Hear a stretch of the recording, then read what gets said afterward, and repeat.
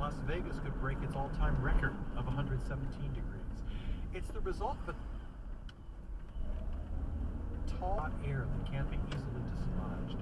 Another so-called heat dome baked the Pacific Northwest just over a week ago. Researchers say these powerful high-pressure systems are linked to warmer ocean temperatures in the western part of the Pacific Ocean close to Asia. That temperature difference between the western and eastern Pacific has become more pronounced as global temperatures increase. Dan Charles, NPR News. Afghanistan's president is calling on the Taliban to return to talks about the country's future. The BBC's Jill McGivering reports the militants are increasingly putting pressure on cities held by government forces. Speaking in Khost province, Ashraf Ghani called on the Taliban to commit at once to fresh peace talks under Sharia law. His government had worked to bring peace to the country, he said. But as US-led troops continue to leave, the Taliban is very much on the offensive. They've claimed to have captured 2 more districts in Parvan in overnight fighting, just north of the Afghan capital, Kabul. In Baghlan province in the north, the main police headquarters was targeted in a rocket attack. In Ghazni, civilians were killed in separate attacks on the outskirts of the provincial capital. The BBC's Jill McGivering reporting. The Haitian government's asking for military and peacekeeping reinforcements from the United States and United Nations. The country is under a state of emergency after gunmen reported to include 2 Americans and several Colombians were arrested for the assassination of Haitian President Jovenel Moïse. This is NPR News. If people stop looking at us like babysitters, they will see we are the golden nuggets. We give cameras to a dozen child care and that see the stories they tell at elliotts.com/childcareunfiltered. It's Friday, July 9th. I'm Nick Waterman, the afternoon edition of the LA Report. And LA is here are the stories we report today. When your nation calls, you answer that call. So says LA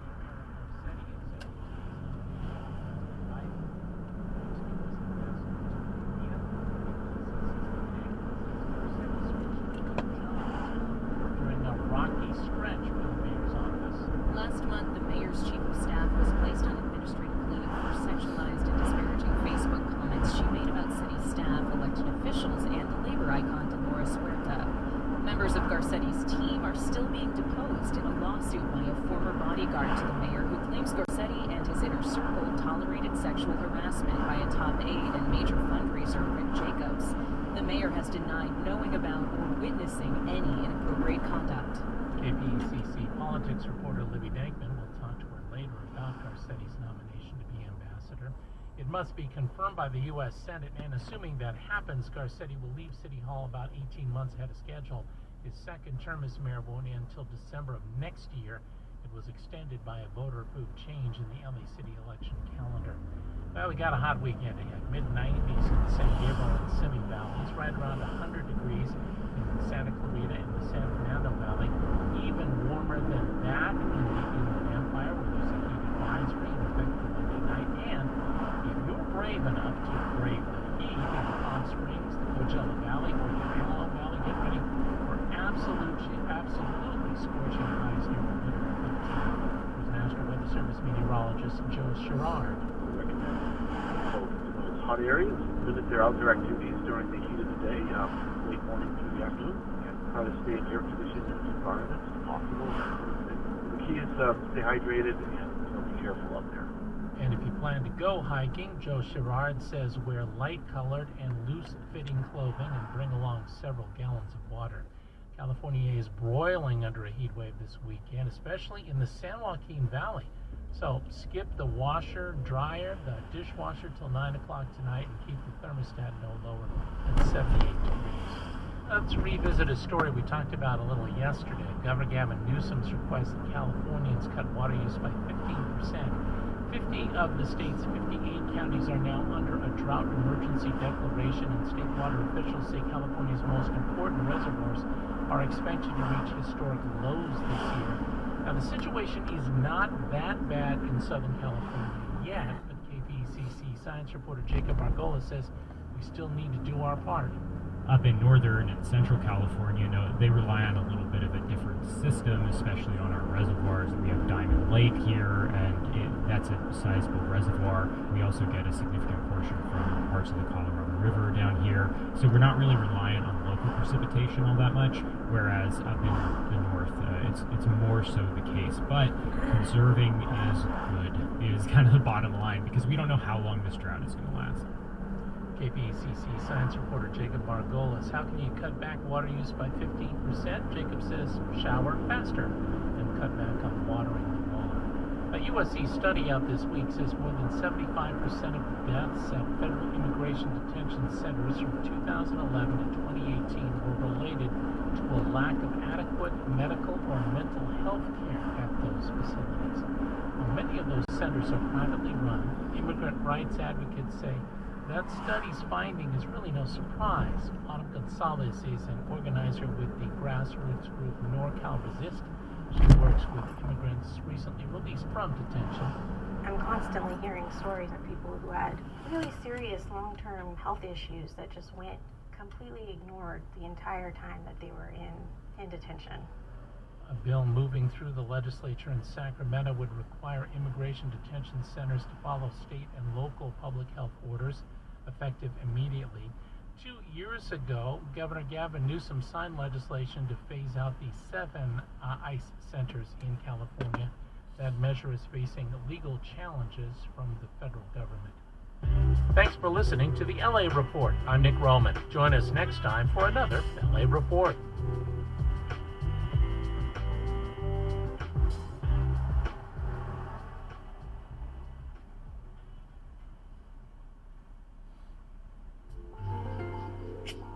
This program is made possible in part by the Corporation for Public Broadcasting, a private corporation funded by the American people.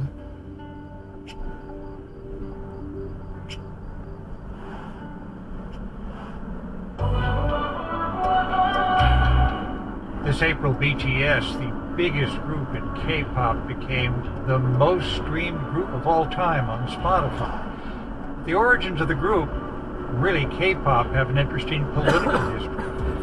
Japanese-American cartoonist and illustrator Sam Nakahiro recently drew a comic for Vox about those origins and tells us now how K-pop came to be a global force. After Japan's occupation and colonization of Korea ended, U.S. military kind of came and occupied Korea again. Because of the military presence, a lot of the military men kind of wanted to listen to American Western songs. So a lot of Korean music artists and bands would perform at military bases, and they would often perform like Western kind of pop influenced songs. So there was kind of like Westernization coming in through the music industry. For the next few decades, the Korean government focused on industrialization. And with censorship under a military dictatorship, there wasn't always a lot of space for the arts. Then in 1997, the Asian financial crisis hit. It meant economic hardship, but also opened some creative opportunities. And so after that crisis, I think the South Korean government were trying to figure out a different way that they could rebuild their economy. They found the answer in a new kind of export, not manufacturing products, but culture.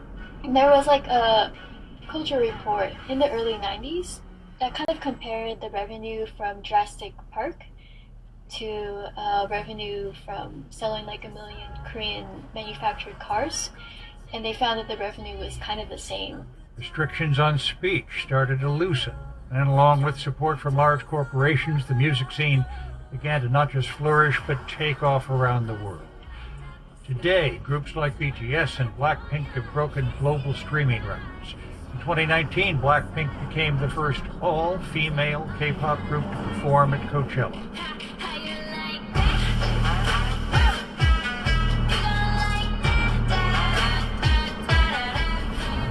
These artists have also created an army of fans. I think that kind of the community of K-pop fans, how they're so connected online, it really helps them in terms of like organizing for other things like activism and political organizing. K-pop fans trolled former President Donald Trump's campaign last year. They booked registrations for a rally and then didn't show up. That kept down the crowd. And during the Black Lives Matter protest last summer, K-pop tried to interrupt the plans of the Dallas Police Department, which had asked for photos and videos to help them identify protesters. A lot of K-pop fans kind of swarmed those police sites that were asking for these videos, and they uploaded a bunch of fan cams of their favorite artists. K-pop has controversies too, of course. There are ongoing accusations about racism and anti-blackness within the genre, and about the way the industry forces its artists into exploitative contracts. The power is held in monopolies, where there's just like a few large corporations that have a lot of power over their artists, and also over the medium in general. But even so, K-pop's global power keeps expanding. I hope that K-pop fans also are kind of inspired by their interest in K-pop to explore other parts of Korea's entertainment, art, and culture, and also their history. Cartoonist Sam Nakahira of Vermont.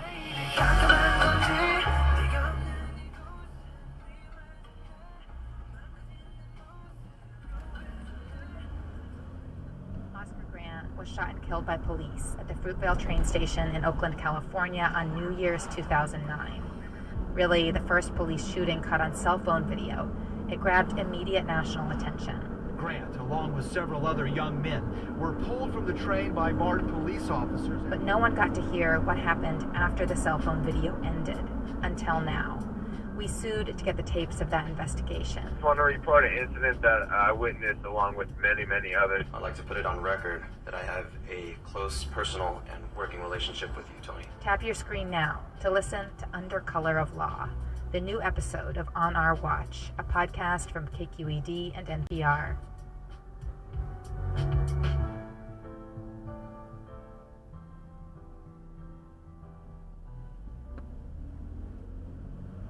Lots of questions that swirl around the assassination of Haiti's President Jovenel Moïse, including who is in charge of the country now. Two men claim to be the rightful prime minister. There's no clear way to settle that dispute.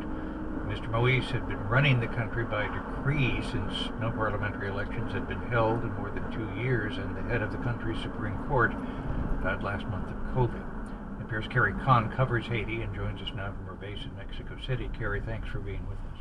Good morning. I gather Haitian police have arrested more than a dozen suspects. They say that they killed 3 more. Officials say that 2 of the people arrested are Haitian Americans. The rest are Colombians. What are we beginning to know about the suspects? This has turned into quite an international story. We have more than a dozen gunmen, retired Colombian Army veterans who traveled over the last month and weeks, many through Panama and the Dominican Republic, into Haiti. In the early hours on Wednesday morning, they breached the president's residence and riddled him with bullets and severely injured his wife. Police in Haiti say the men then retreated and were engaged in a gun battle. 3 were killed and at least 17 were arrested. Among them, like you said, 2 Haitian Americans. But no one is saying anything about a motive. Who paid these Colombians? In Colombia, the police chief did say the men were hired by Colombian security firms, but didn't say which ones or why. And one thing, Scott, that just stands out to me is we haven't heard anything about the presidential guards charged with protecting the president. Where were they? We haven't heard about, were they injured?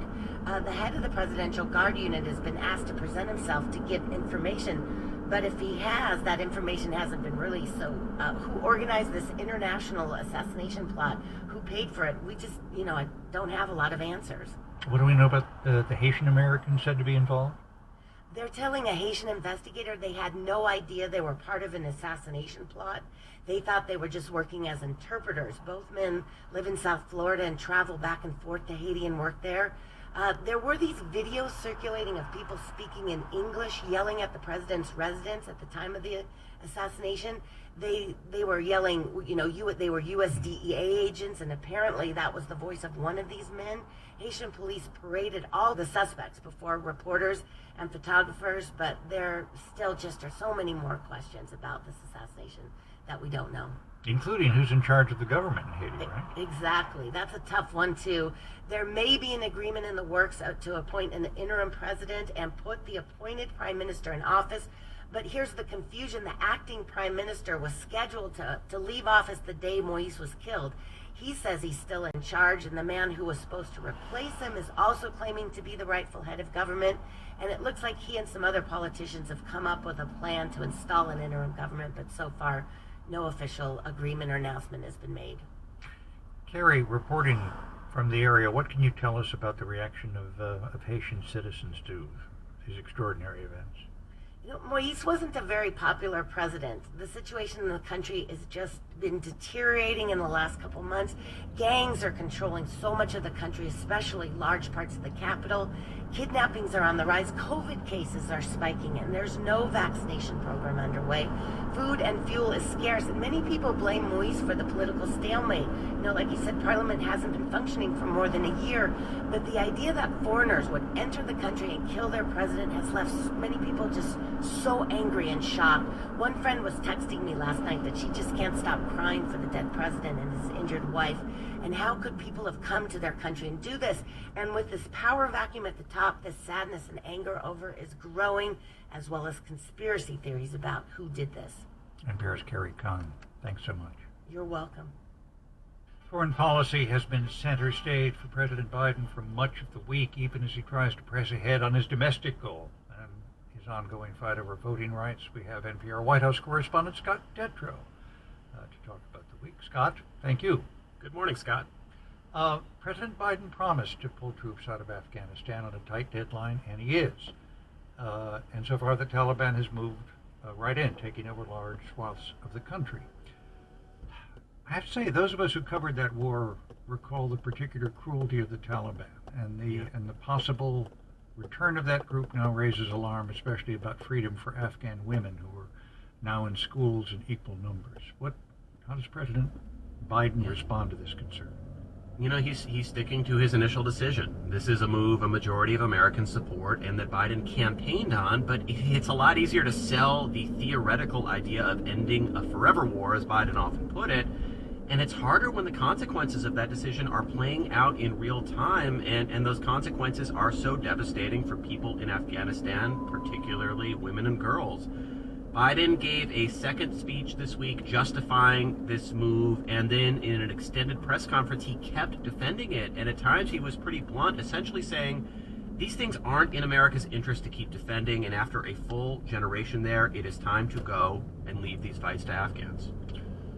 And it's irresistible to point out this isn't the first time the U.S. has left Afghanistan, or some would say abandoned. Absolutely. You know, the U.S. was involved in funding military efforts against Russia in the 1980s, suddenly wound down those efforts, and many people have repeatedly drawn a direct line between the vacuum that created and al-Qaeda moving in, gaining strength, and eventually launching the 9/11 attacks that caused the U.S. to start this war 20 years ago. But while all of those problems have not gone away, and now there are these new problems the withdrawal seems to be creating, the Biden administration is adamant that America should be focusing on other issues like China and Russia. And as regards Russia, President Biden spoke with Vladimir Putin yesterday. Sounded like he was pretty blunt. Yeah, the conversation lasted about an hour, and there were some reasons for optimism, as Biden put it afterwards. He sees better communications after that recent summit between the two of them in Geneva. He and Putin struck a deal that allowed the UN to continue humanitarian operations in Syria. But again, just like the Geneva summit, this conversation came back to these rampant cyber attacks and ransomware attacks. Biden is growing increasingly direct, saying these are originating in Russia and the U.S. expects Russian government to try and stop them. Biden continues to stay vague when he's pressed about when and how the U.S. will retaliate against these attacks, but he's made it increasingly clear that something like that could happen if they don't stop soon. The President is set to give a big voting rights speech in Philadelphia next week. This comes as a number of Republican-led efforts across the country aimed at change who can vote, when, where, how ballots are cast. What can we expect the President to say, and does it make a difference in this fight? Yeah, I think there's going to be a split here between what Biden says and what he does. He's probably going to say this is a huge problem, a huge priority, that these laws restricting voting access, many based on false claims about last year's election, are an existential threat to democracy. But look at his options. On one hand, the Democratic voting rights bills that Biden backs are being blocked in the Senate because of the filibuster. His administration, on the other hand, is challenging Georgia's new law in court, but that recent U.S. Supreme Court ruling underscored how unlikely it is that this 6-3 conservative court would likely side with a challenge like that, which is why you see the administration focusing on relatively limited options, like Vice President Harris's announcement this week. The Democratic National Committee is going to spend $25 million on voter education and registration efforts in these states. That could make a difference, but it's not the wide-scale pushback